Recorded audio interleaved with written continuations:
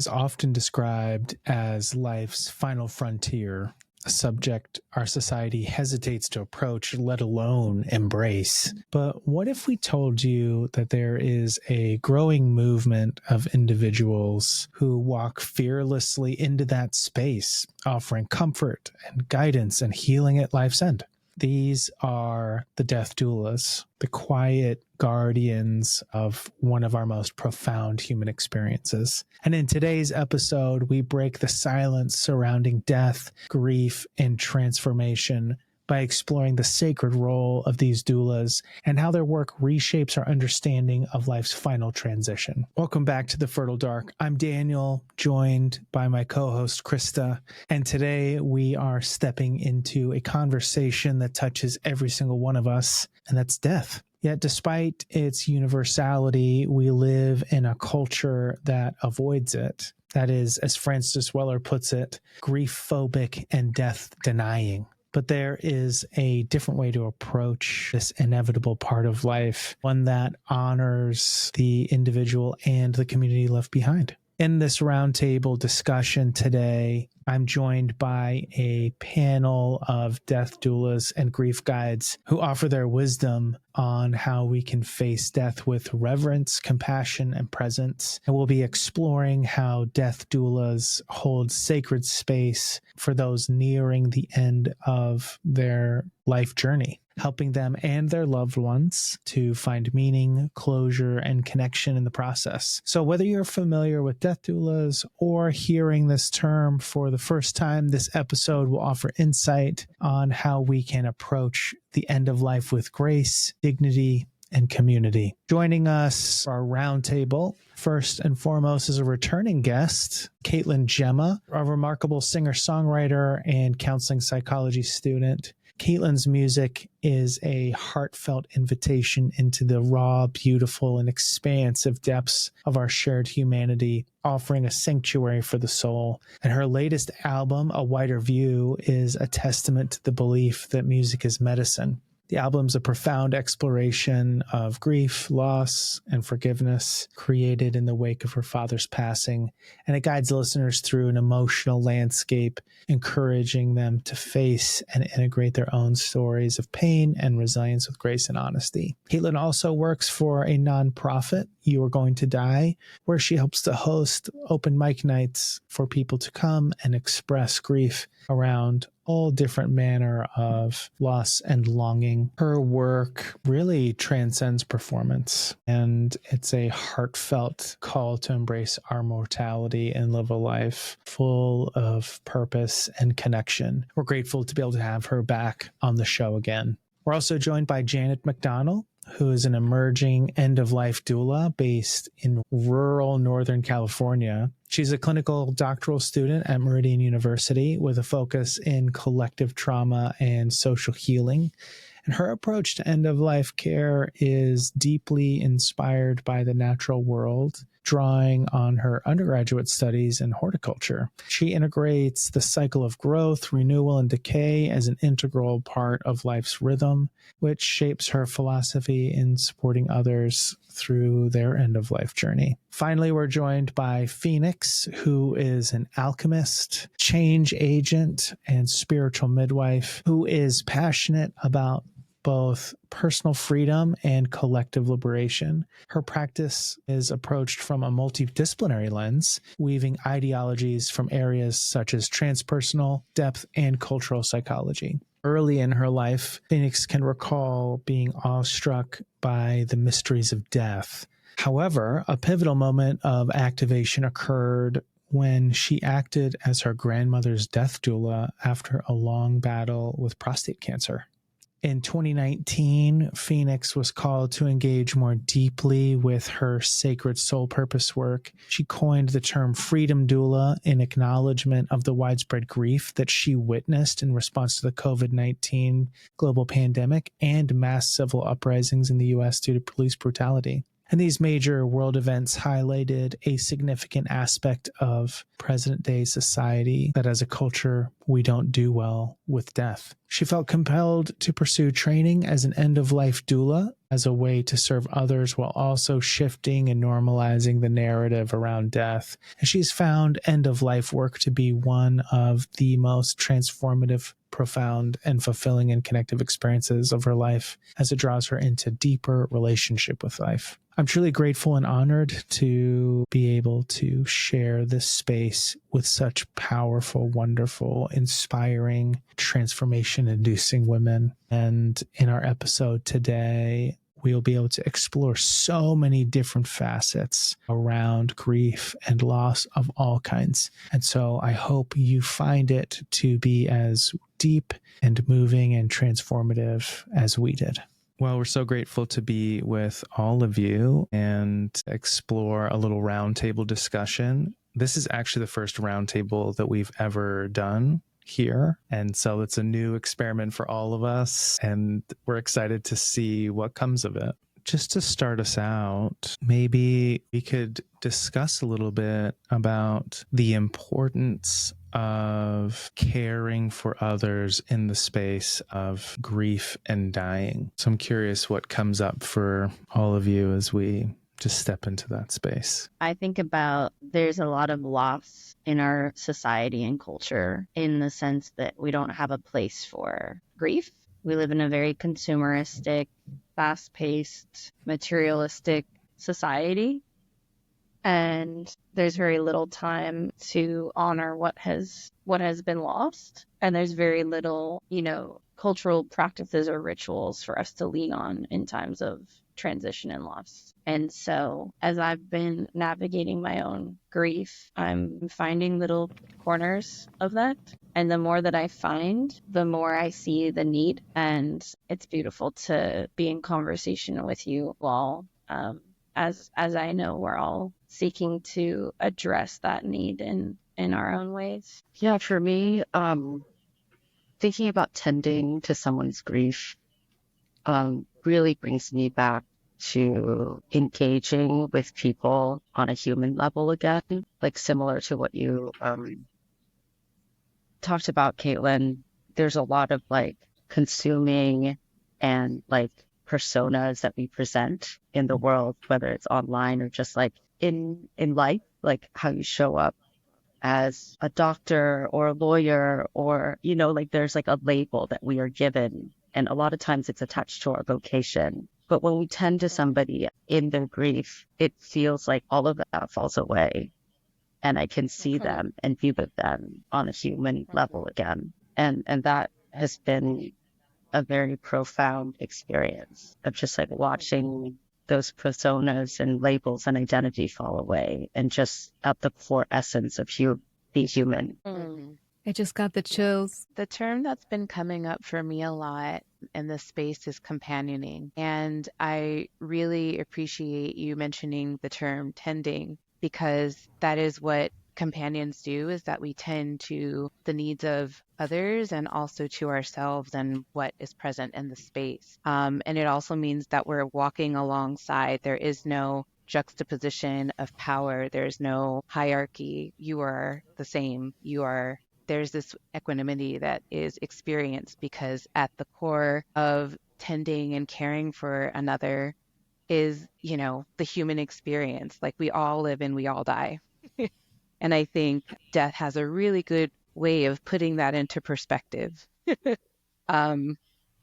Everyone who is here will not be one day. And I think that at the heart of it, we're able to see what's really true in that moment when we're confronted with that great mystery. Would you say that death requires you to be more present? Absolutely, yeah. Yeah. Absolutely. But it's interesting because this really pokes at my approach to end-of-life care as well. Like, there are also very logistical things that happen in death that also need tending to before you can get to the depths of grief, right? Like the way I approach end-of-life care is like in my initial conversation, I often ask them, it's kind of I have a checklist of things I go through. But one of the things I ask them is, why are you seeking support right now? Like, what is prompting this?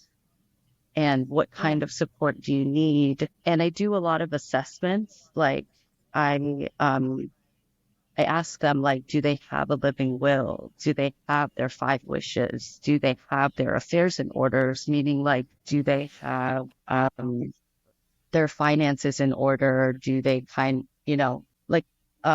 do they have ideas about how they want to die? And helping them organize that um, moves them towards like being open to having the deeper conversations about grief. Oftentimes, this conversation lead to them sharing about what they might be anxious about or concerned about or have kind of anxiety around. And so like dealing with the logistics, organizing their finances, helping them make like a physician order of life-sustaining treatments, which is often called the pulse form. Once that's in order, you can get to the deeper levels of fear. And and then that leads into the more meaningful, deep work. Not that the other things are not important, but you kind of have to get the logistical things out of the way before you get to that.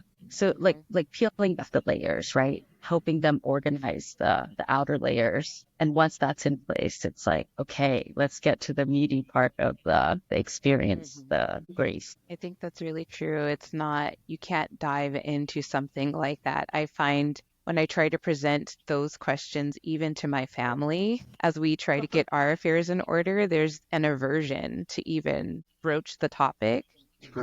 Because, you have to look at it in the face. Like you said, the logistical aspects of living a life on paper. I think there's something that's so final about it. I think and again, we are in a society that hides away and cowers from death. We do not normalize these conversations until the end. And so I appreciate you bringing that point, because there is a presence that you have to have in order to be able to talk about that, about those logistical facts that need to be squared away first, because many of us are just averse to doing that our entire lives. Yeah, I find that it really opens the doors to those difficult emotions that come up too. Like one of the assessments I do when I enter a client's home is a full assessment where I'm walking through their house, where their bedroom, that's a very simple bedroom to bathroom, right? Like in that pathway between their bed and the bathroom, are there rugs? Are there objects? Are there chairs that they might trip on? And while I'm walking through the house, I'm kind of talking out loud, like, hey, I'm just looking for things that might trip you, Do you ever think about this? Do you have fears about falling in the middle of the night? Or what if you're alone? And like, what is your plan in that situation? Have you thought about that? And like, it's a very kind of easy, gentle way to broach the topic of conversation, because it kind of is a jarring experience. It's like looming in the back of their mind. And oftentimes people don't have the vocabulary to talk about it. And so starting the conversation allows them to kind of hear the words you're using or think about these topics that is kind of hiding in the shadow. And once you open up the door, it comes out in a way that is like inviting instead of like jarring. So that has been my approach to some of these topics of conversation. Yeah, so working with grief seems to require you to see all the different layers, as you said, Janet, of what it takes to be comfortable and assisting in these multifaceted ways, including one of the hardest, possibly, I don't know, I'm curious what you'd say, but one of the hardest things, which is to field that fear of death and loss. I imagine that can be a tough part of the job. What do you think helps you work through that fear with people in their discussions of grief or loss or the possible death in the future? Well, having my own contemplative practice and reflexive practice is a huge part of that process of being in presence with someone.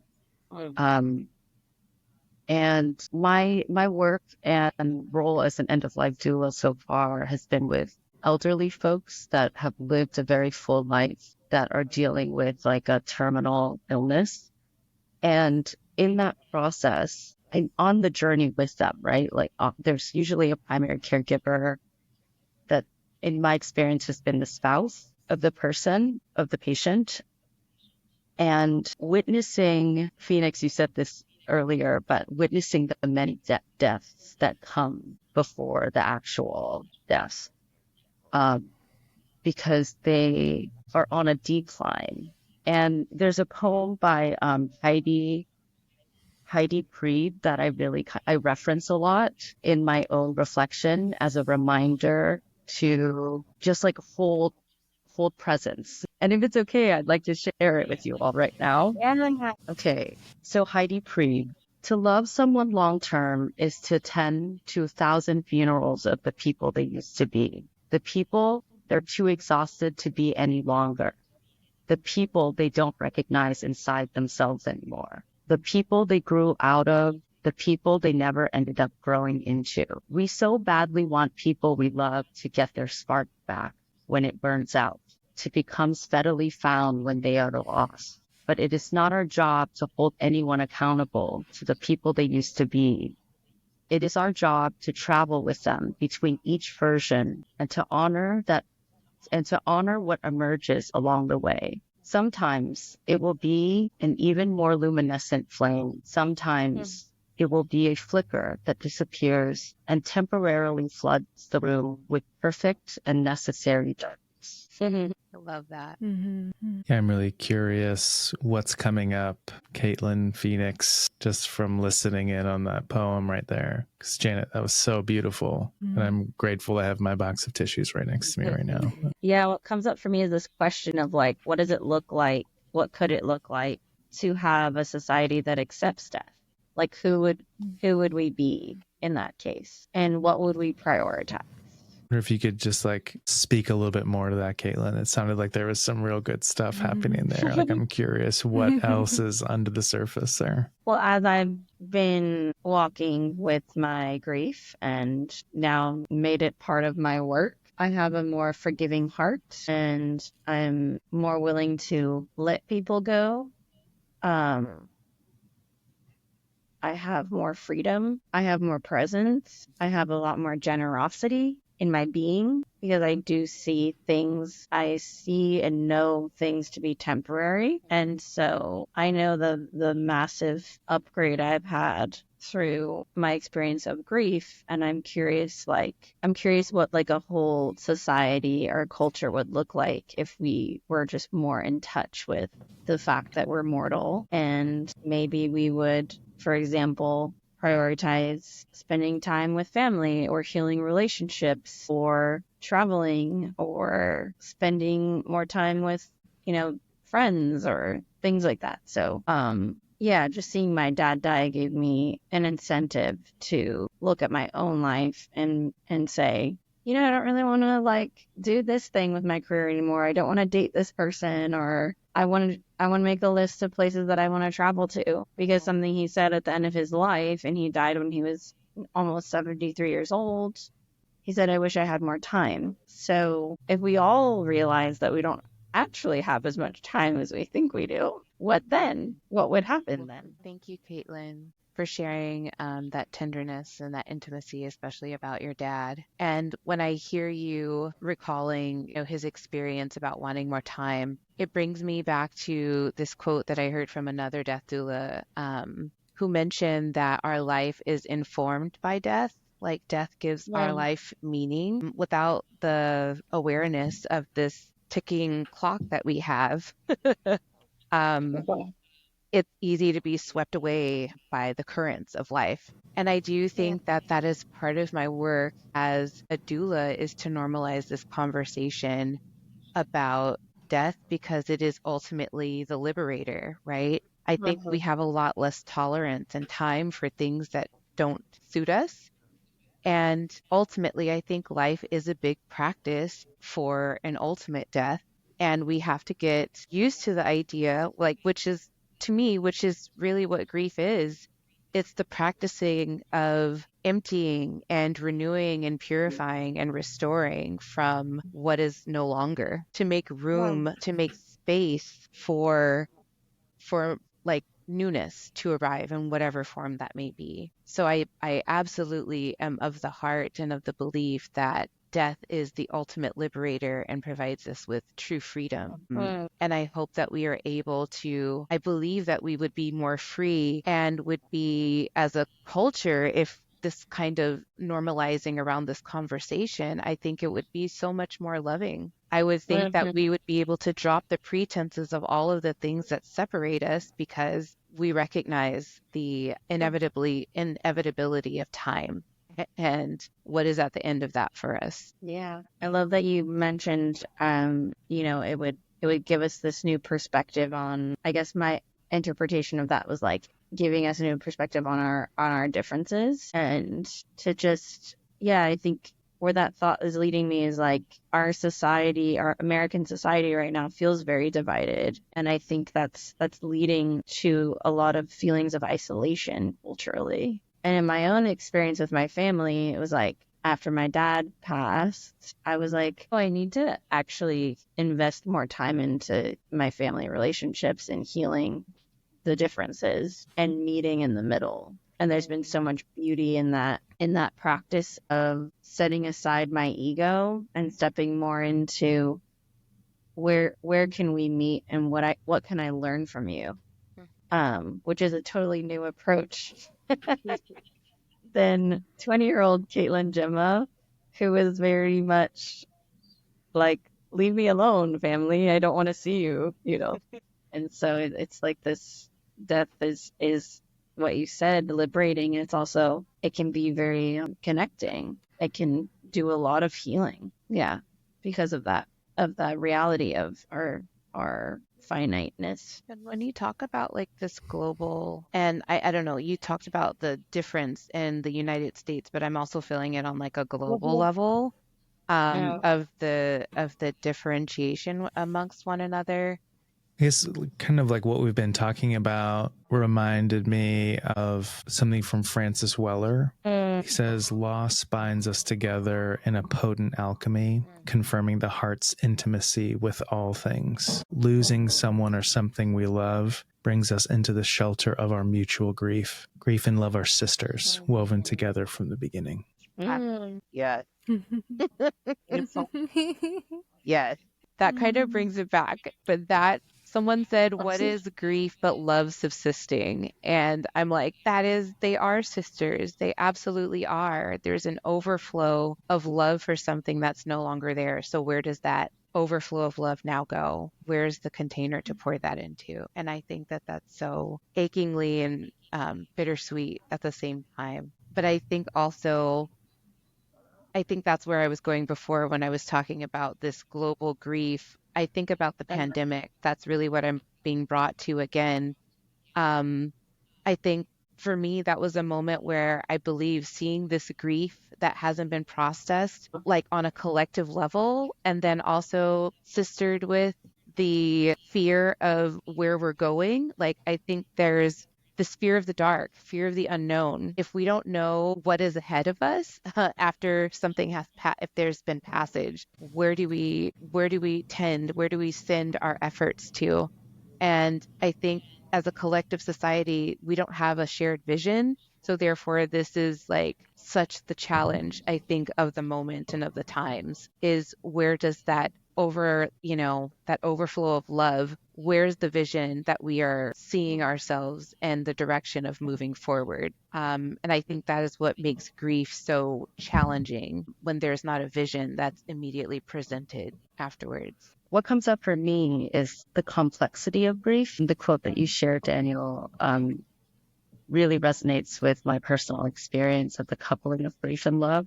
But it's more than just grief and love, right? Grief brings up all sorts of wide-ranging set of emotions. Sometimes there's rage. Sometimes there's longing. Sometimes there's like deep sense of isolation. There's such a wide-ranging set of emotions that come with grief and through grief. And they don't all come together or at once. And sometimes they show up in weird ways and unexpected moments, like, uh, in business meetings, or, sometimes I'm just like watering the garden and all of a sudden a bunch of tears come and I'm like, wow, what is arising right now? And similar to your point, Phoenix, like that collective grief, right? That's a very complex form of grief also, because it's like a losing and an emergence that happens at the same time, like the falling away while new things are emerging, and like the desire to have some kind of concrete footing or answer or like clarity in the process of emergence. But that's not how it works. That's not how it always comes to unfold. So that's what comes up for me. It's just the complexity of grief. So I have some curiosity around this idea a little bit, just because some of the words that we're already swimming in a little bit, working with a little bit, are like this idea of tending and companioning, which I thought were just such beautiful, evocative words to describe a little bit of this process of being with. I'm curious from your perspective, like what is the role that you see community playing in the healing process, like in both the preparing for and healing from, but then also with your own work that each of you do, like what space do you see yourselves holding within that communal environment? I'll start with this new position I've accepted as a host for a grief open mic night in Los Angeles, and the project is called You're Going to Die. The nonprofit is called You're Going to Die. The open mic's been happening for 15 years in the Bay Area, and now we're starting a new chapter in LA. And something that I love about this open mic is something that the founder said at the last one. He said, I know we're in LA and there's a lot of performers here, but this isn't a place for performing. This is a place for being with what's coming up for each of us around our mortality and our grief, and is a space where we're invited to share things that maybe don't have a place in other aspects of our lives or that sort of thing. And so I feel really excited about bridging my worlds of music and therapy and leadership into this open mic space, where what I'm struck by at these events is that we realize that we're not alone. We're not isolated in our grief and our struggles as human beings and the transition points that we're going through, and that we may not have the same experience. Our experiences might look very, very different, but that we don't have to hold these heavy things alone. And that, to me, is a revolutionary idea in a society that is very independent and me. The idea that we shouldn't have to, and we don't have to, carry the weight of loss, transition, and change alone, and that it's a community effort to just be with that. So that's my current project that I'm very excited about. Just facilitating, like Phoenix mentioned the word companion. I love that word. And I love the word of facilitator, because I'm not getting up there to teach people about grief. I'm getting up there to just hold the container in which we can each process and say and feel what needs to be said and heard and felt. So Yay! I'm happy for you, Caitlin. Congratulations on your new venture. Daniel, to your question about community, I think community is absolutely integral to this process. And you don't have to walk alone. The sentiment that you shared, that's like my tagline for my business, Caitlin. And I think it's great because, again, I think that's the whole point of community, is that community is there to share the burden, to know that you don't have to hold heaviness on your own when you're walking through transition. And so I'm loving that this is becoming like the, the ethos of our society and of this work. And as an integral part of my work, also like community is important for witnessing. I think we become more aware of ourselves, more aware of what is around us when we have community to witness us. So I think the return to ceremony and ritual in community with one another is really essential to help us to move through these things, because these rituals and ceremonies are portals to help move us through gates of stages of initiation. So I absolutely think it's integral. And like you mentioned, Caitlin, that as facilitators, like that's really the thing. We are not there to teach anyone. We are there to step back and witness the healer emerge, the person find the self-determination to find the healing within themselves. So we are only there to watch the evolution of someone develop and grow into another space and allow them the space to do that with the utmost freedom. So we're just watching them birth new versions of themselves. So that's what community means to me. I have found the most transformational aspects of my grief within community, whether it be integration groups, whether it be in circles, crying, wailing with friends, or singing joyfully and dancing graciously somewhere with friends in celebration. Such a beautiful image, Phoenix. Just love that so much. I wholeheartedly agree with all of the sentiments shared so far. And I love the different kind of scales of community. Caitlin, you're in LA, and Phoenix, I think you are too, and like different groups that tend to grief and can hold spaces for grief. My experience with community and grief has been on a smaller scale, because I live in a very rural town in Northern California. And I also have witnessed like family units as community. And and death has a way of bringing relatives from far away back into spaces that they haven't been in a long time. Death has a way of doing that.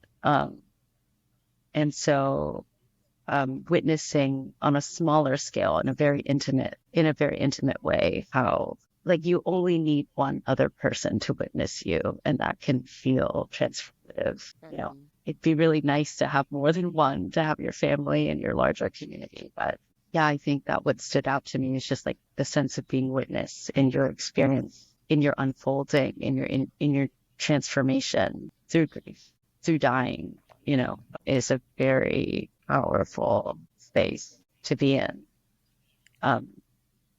It really dissolves the sense of isolation. It brings forth the sense of belonging, being witnessed. And I'm also thinking of another a small nonprofit that formed in my community, and it's called the Anderson Valley Village. And the village formed out of, I think it was a book club that was discussing death. And it was like the elders in my community that were getting together once a month and reading a book and discussing death. And in that process, this nonprofit formed, and they call it the Village. And I'm like, how powerful is this? These people that have like raised their family, and, all of their children are grown and out of this community, are coming together, finding each other again, and forming a village, and having a focus around death and dying and grief, and how to support each other in that. And, a lot of it is just like finding somebody to help move their firewood, and finding somebody to help take a load of trash to the dump. Like, that's what a village does, And sometimes those very basic needs is part of being on a support team too. So, yeah. Yep. Something made me really happy yesterday, which was when speaking to like the village that can be born out of death. So I was really nervous about, after my dad died, about my mom being really alone, because she lives in a rural place. She was my dad's caretaker for a really long time, and they were together for 45 years. And I was really worried that she would be super isolated. But something, over the last year, she found a community. I'm originally from like a small tourist town in outside of Reno, Nevada. And she started going and cooking food for the hotel, just like once a week, bringing like a charcuterie plate or things like that. And so they started to get to know my mom, and my mom is a wonderful human being. And then all of a sudden this summer, I go to visit her, and so is already offering to plow her driveway in the winter. And, this person is like, we love your mom. And then what made me really happy yesterday was she had the day off, and she was at home alone. And then she goes, I think I'm going to go down to the hotel and play some dice. And I'm like, yes, you are, because truly, like, yeah, this community that we really, really need, in our society, where once again, it can be so isolated. It can be so, what's the word for like the family unit, where it's just the kind of core, The nuclear family. Nuclear, yes. Can be so nuclear in that way. And in my own path, finding community through this nonprofit, and then that expanding outwards, like, I'm stunned by how beautiful my life is now, just integrating death into it. Yeah. I think something that I'm struck by too is what Janet and Caitlin expressed about how practical like death can be. Like, I don't think we realize sometimes how difficult life is, and just having someone else to pick up the burdens of just everyday mundane things about life. How important and necessary that is. There are moments, especially when you're grieving, where just getting up out of bed is hard. So someone, cooking a meal for you could be the difference between, life and death, between a depression or not, And so I'm so happy to hear your mom find her village and her community, even like to find this new life that's available onto her after losing a partner of so long. And Janet, hearing the community of the village of the elders, like, I'm so excited to hear about more about this community of elders who I know have a lot of wisdom to impart to their community, especially having lived full lives themselves. There's like practical information that could be transmitted to future generations because they're living it. I recently started attending like death cafes too, which is another like nonprofit that developed out of the concept around death. And it's just a place for people to sit and talk about death. And I swear, no conversation is ever the same. No group of people is ever the same, but it's all dynamic and transformative just the same. I know when I attended, there were folks who had lost dogs, who had stillbirths, who, were talking about their terminal illness, and beyond that, about the loss of their lives as immigrants. So it was just so incredible to see the way that death and loss and grief brought all of these people together in a space, in a sacred container of learning, around this topic. So it's happening. What comes up for me, Phoenix, as you were saying that, is just that grief doesn't show up with death. It doesn't show up with just death. There's all sorts of different types of grief that comes up, that people experience. And to your point, Caitlin, earlier too, you were talking about what would our society look like if we had spaces to really discuss and talk about and acknowledge the grief that we all experience. Not just the one where someone dies, when we leave a job, or when we lose a relationship, or we move from a place, like, that can evoke so much grief. There are spaces that I've been in, that I've lived at, that like I really did a lot of healing, or, I emerged into a new version of myself in this space. And when I left that place, there was a lot of grief that came up, because there was a lot of transformative work that happened within that space. Like, physical spaces can be very meaningful and impactful part of our lives, and to lose it or to move away is really can evoke so much grief. And, I think for most of us are in California, and, the risk of wildfire or any kind, climate change, like the loss of natural spaces, the loss of our homes, of our things. There's just a lot of complex grief and different kinds of grief. And it would be really awesome to be able to discuss that, all the different ways we grieve. I mean, we're doing it now, which feels great.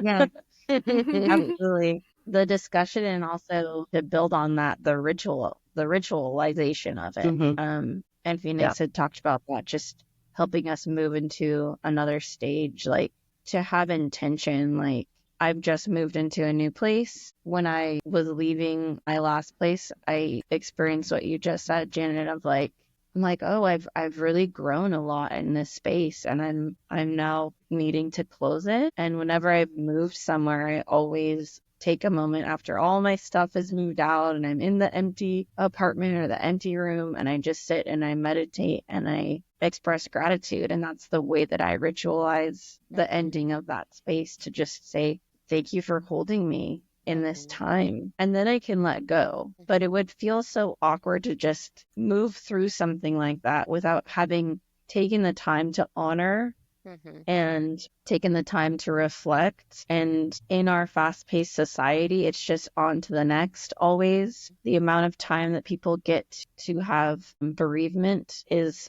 extremely minimal. It says so much about what we're honoring in this life and where our priorities are. And and I'm thrilled that more conversations are happening to address that, because there's a new recognition, I think, about what it is that we need societally to be healthy and to be happy. Caitlin, I was brought to a memory about an old workplace of mine that was super toxic. And I think part of it was the realization of the lack of space that was given for bereavement. I think that was really one of the moments where I was like, this is so not the place for me. Like, we had a coworker who was in the cubicle next to mine, and he died in a motorcycle accident. And we got news of it, and like literally within a day or two, they like had moved his stuff out of the office.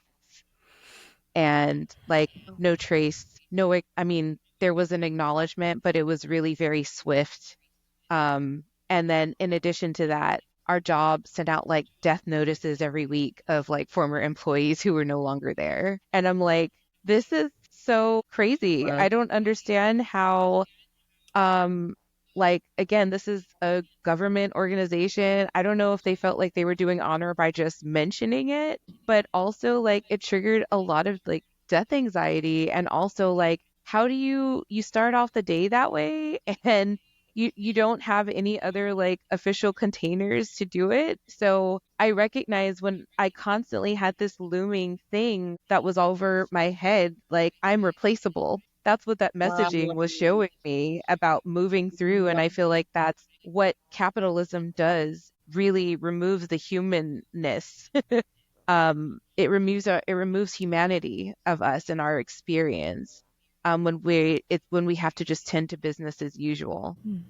I wonder if maybe we could just talk for a minute about that, Phoenix. So when we think about having a space where we can talk about grief and talk about death and talk about loss, what are some strategies that you all feel like would be helpful or potent to be used to create safe spaces for open conversations and discussions around those topics? I think that having just the language to discuss it is important. I think because it's been so taboo and kind of in the underbelly of our society, it's sometimes considered inappropriate to talk about death in public spaces or in professional spaces. There's not a lot of language. Like, people don't know how to even broach the topic. And I think setting intention and finding the right words that are like defined for the group that is coming together is important, so that everyone's kind of on the same page and start to feel more comfortable integrating these words into their daily use. Some people don't even like the word death. Like, they avoid the word, though. There's all sorts of different ways we talk about death without saying the word death. And so I think that's kind of like a baseline for me. Yeah. I love that because I think language is a huge thing. And again, there's like, how do we refer to ourselves? Death doula, end of life doula? Like it depends on who I'm talking Yeah. to. It depends on Yeah. the community. That's a really big and a great point because language is how we're communicating our heart at the end of it. I want to bring it back to like Caitlin's mention of ritualizing, like space for it. I know in many ceremonies I've partaken in, there are spaces for folks to go to that are public, but they are public acknowledgement of grief or right? Like it's like a like not necessarily a monument, but there's a public acknowledgement of a space to go, like a shrine, an altar, or something like that. I think having public spaces where people can demonstrate are really powerful. Whenever I do my rituals and things like that at the ocean and whatever I'm doing, they are for me, but I feel like in me standing up in my practice, it's also empowering to others to do the same in a public space. I remember attending the women's conference one year, and it was hosted by Maria Shriver after she had lost her mother. And she had Patrick Swayze's widow on the panel with her. And I found it to be the most moving and utterly humane thing to do. She used that mic and took the podium and said, you know what? I'm going to talk about death because I'm sad. And having this like powerful moment and a declaration of what she was feeling, the freedom to emote and to be sad on public display was so moving and touching on another level. So I think this demonstration that we can be fully human in the range of emotion and express that in public gives people the space to touch those parts of themselves or allow those places to be exposed. Yeah, it's like, why don't we have just mini shrines everywhere?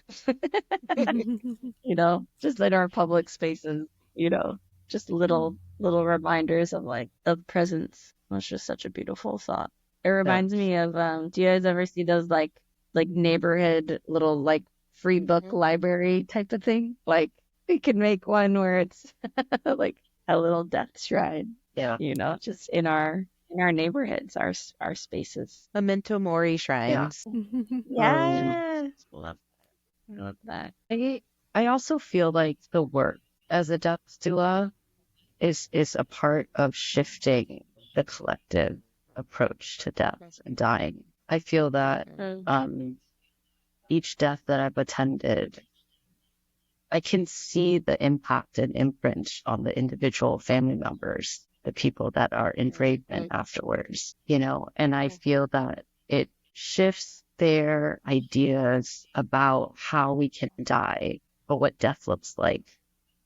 And I personally feel that my work is in that intimate space, like the exponential growth that happens in that space, because yes, one person, a beloved, has died, but the people that are standing around that person, there's 5 of them or there's 13 of them, and those individuals continue onward, and whatever shift happened within them, they carry that with them into their lives, and how they choose to die and how they choose to show up for another person.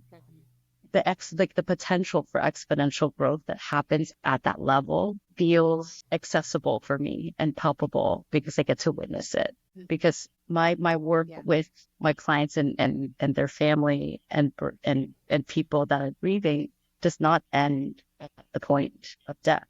It continues on. Oftentimes the relationship is formed. And yes, I recognize the importance of like having a big cultural shift, but in my immediate space, I see it happening, at bedside. Yeah. Yeah, definitely. It just speaks to the importance of working with grief to me, because grief does seem like it's so exponentially effective, whatever happens, whether it's a lot of conflict in the family, those ripples continue on. And so each of you, what you do to help people process grief feels so beautiful to me. yeah, it brings me to tears a little bit thinking of how important your work is and how beautiful it is. Yeah, I often feel that, there have been moments where I don't, there is nothing to do, right? Like there is just presence. It's not about offering like words that you think might comfort them or it's the right thing to say. Like there's not a lot of that. It's more of just, a lot of times it's just sitting in silence, in those like really intense spaces of grief. And I don't know that it even is like, I'm thinking of some of my personal experiences and how to share them. It's really just being there with your feet on the ground. Like here is a person that is journeying, they're in active dying. And it's not about saying that everything is going to be okay. It's not about, telling them to hold on or let go or whatever. Like there's not words. And, some of my experience has been like when there is a moment where there are no words, they're not able to express verbally anymore. And so shifting with the person into that space is also recognizing that they have shifted into that space and going with them is important. And trying to interact verbally when they're no longer able to almost doesn't like match up with what is needed. And the only way to really know and recognize is to be fully present, to really witness, to really observe what their state of being is. So yeah, it's a really sacred space to be in. It's very pure. Yeah. Transformative, and I often say that death is psychedelic because you're not in this dimension, in this realm at all any longer when someone is actively dying. Caitlin and I are part of a threshold choir, and a threshold choir is a group who sings bedside at those who are transitioning. And in that practice, because we practice regularly as if someone was bedside and what it would be like, Janet, that is such a brilliant point that so much of it is about presence.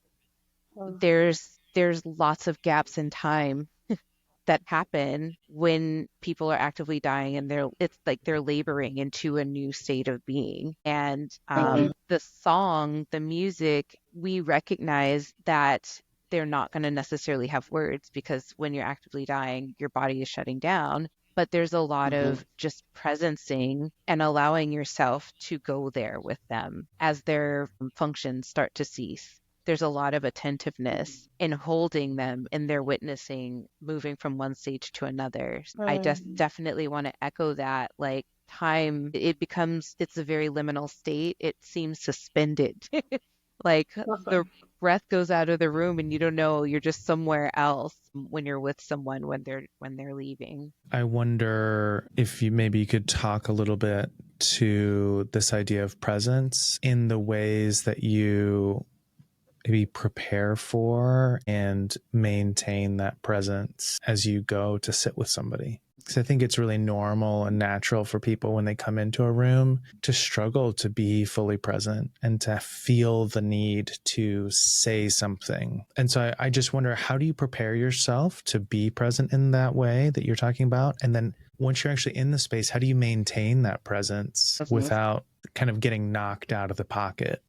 There's this death doula named Alua Arthur, and I love what she said. She said in her practice, she mentioned, like Janet, the feet on the ground. So grounding is really like recognizing and being aware of your body and being solid. So the anchoring, for me, I have a go bag, like a medicine bag of things that also I have for elements for my own safety, but it depends every time. Depending on the need of the person and the environment that you're in. But for me, a lot of the preparation is mental and is spiritual. I feel that a lot of this death doula work the burden is carried by spirit.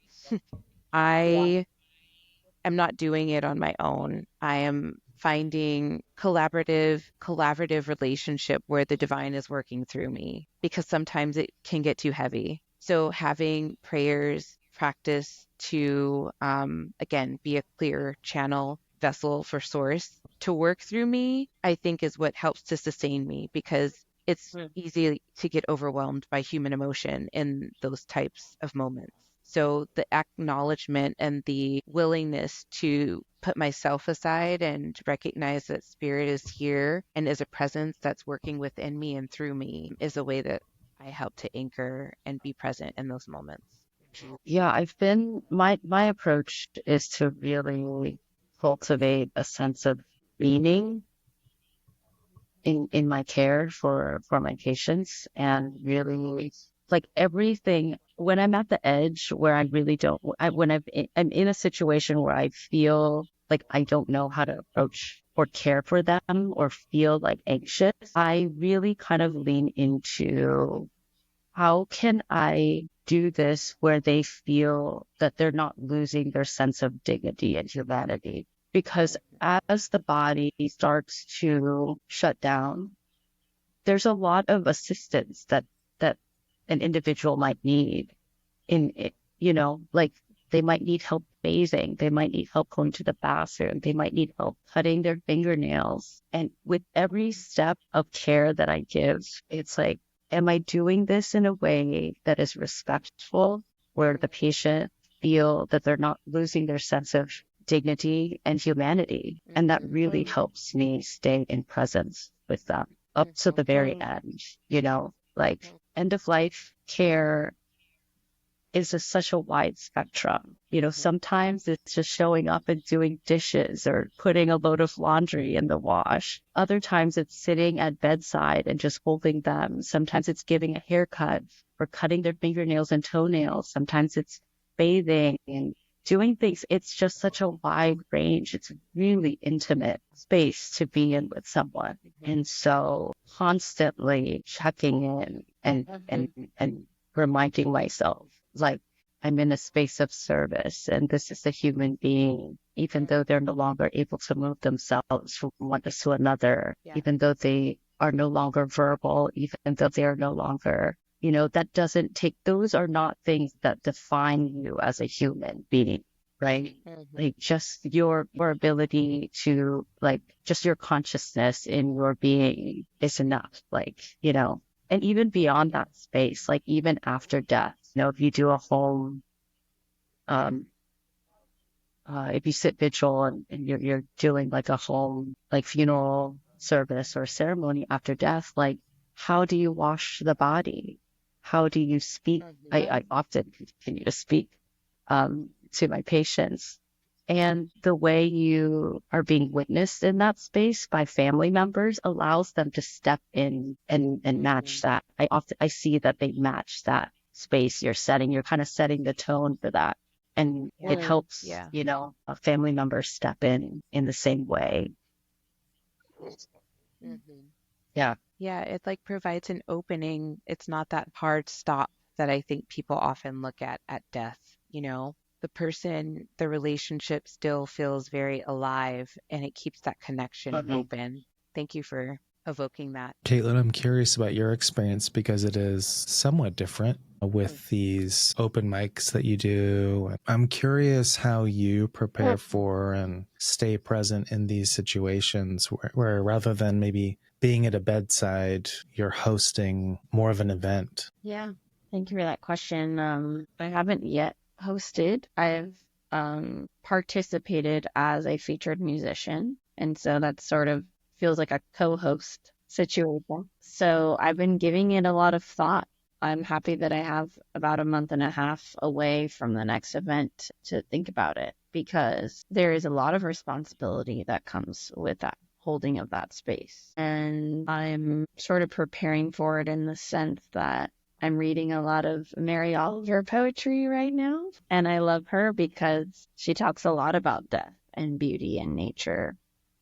And I love her perspective. Her words are very inviting into the present moment. I feel like I'm witnessing the trees alongside her when I read her poetry. And so I guess my preparation is more to do with like being comfortable with sitting with discomfort and practicing, even just holding silence. Sometimes silence is what's needed. And I host a grief. It's not an open mic, but it's a group, an online group. And it's less like reading poetry and less performances and music. And it's more of just like an open sharing meeting. And when I do that, I take note of when I want to get into a space of teaching or fixing or that sort of. So I'm mindful of that, because a lot of this work is more to do with sitting back and being witnessed, as to what Phoenix said earlier, holding a space, holding a container for others to develop into their next stage and their next process, and holding that space for that transition or perspective or shift, or just a simple witness. Like sometimes things that are shared in the group is just like, I'm struggling and I don't know what to do. And as I've hosted those sorts of groups, I've learned that it's like, oh, that just needs to be heard. It's as simple as that. It's beautiful how simple it can be. It surprises me.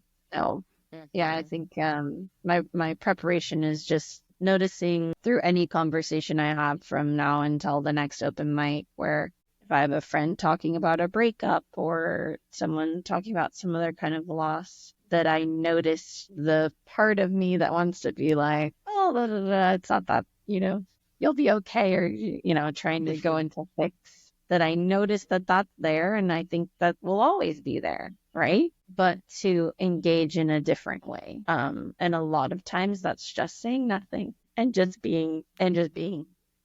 Yeah. It's amazing how powerful that is.